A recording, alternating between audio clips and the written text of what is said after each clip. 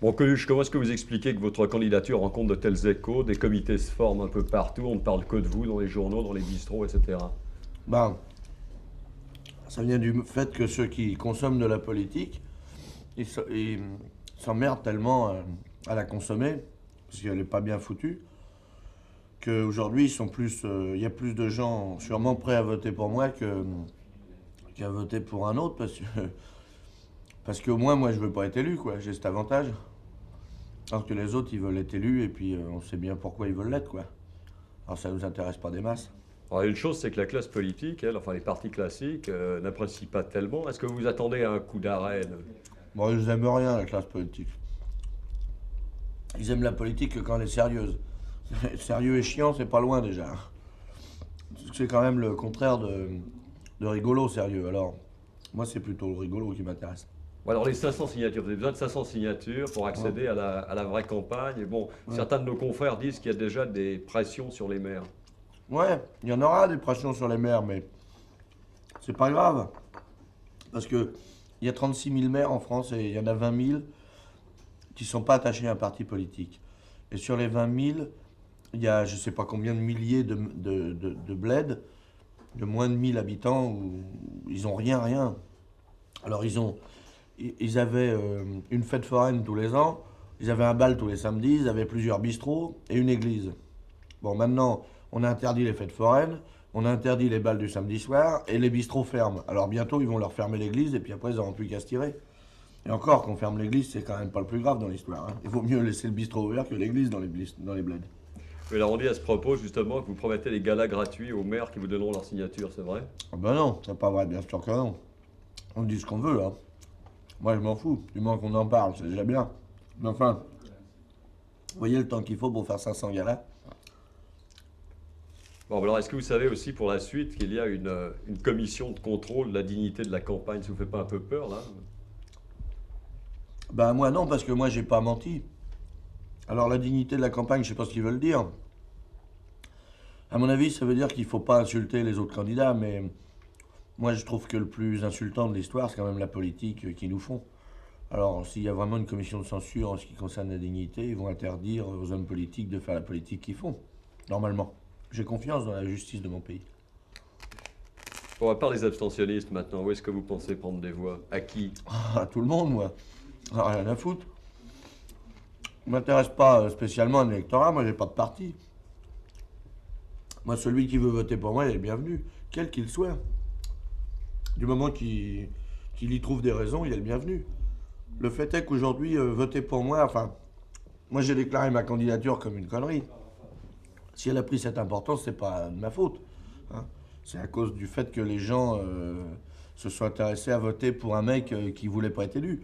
Alors à partir de ça, ben, s'ils sont nombreux, c'est pas de ma faute, c'est donc bien de la faute de ceux qui font la politique d'habitude. Bon, vous dites que vous voulez pas participer au second tour, mais Ah bon, non. énorme blague si vous étiez élu au premier. Euh, ouais, mais ça, c'est comme si vous disiez à un mec qui a pas un rond, qu'est-ce que tu ferais si t'avais un milliard? De toute façon, vous n'allez pas lui donner le milliard. Alors, il n'y a pas de problème. Il n'y a aucun problème. Je serai jamais élu président de la République. Et puis, je veux pas en plus. Bon, ben alors ces voix que vous obtiendrez au premier tour, Ouais. Elles serviront à faire un bordel suffisant dans les médias et dans les partis politiques pour que les types, j'espère, révisent la Constitution française qui, qui est foutue à l'as de pique. C'est-à-dire, on a un pouvoir exécutif. Je sais pas si c'est pas compliqué pour expliquer, mais en tout cas, il y a un mec qui commande tout seul, en fait. Voilà. Et ça, c'est interdit normalement. Encore la semaine dernière, le président de la République a fait l'étalage de la force de frappe. Il a dit c'est moi qui appuie sur le bouton, et en fait, c'est pas vrai. Dans la Constitution, c'est le Parlement qui doit décider de si on fait une guerre à quelqu'un.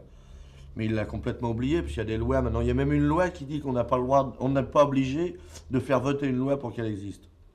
La loi numéro 45 dit que on peut, elle peut être comme ça sans être votée par le Parlement, elle peut exister la loi. C'est-à-dire qu'il y a une loi qui dit que les lois ne servent pas, quoi.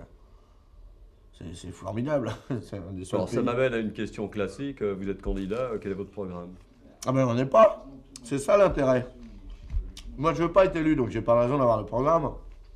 Mais justement le problème c'est que les autres en ont un et qu'ils le respectent pas.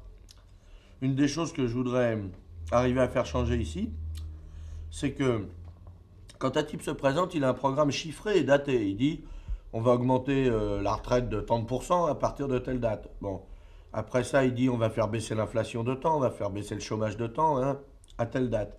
Et bien qu'il le fasse. Et puis quand il n'a pas réussi à la fois son pourcentage et sa date, et ben on le vire.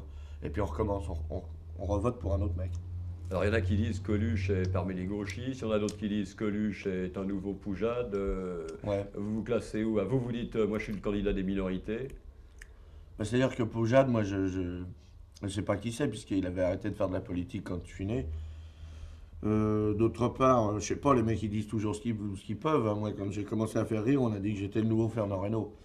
Et puis maintenant, je suis en train d'être l'ancien Coluche, et puis tout le monde s'en fout. Je sais pas, moi, vous dire ce qu'ils racontent, j'en sais rien. C'est parce qu'ils n'ont pas d'imagination.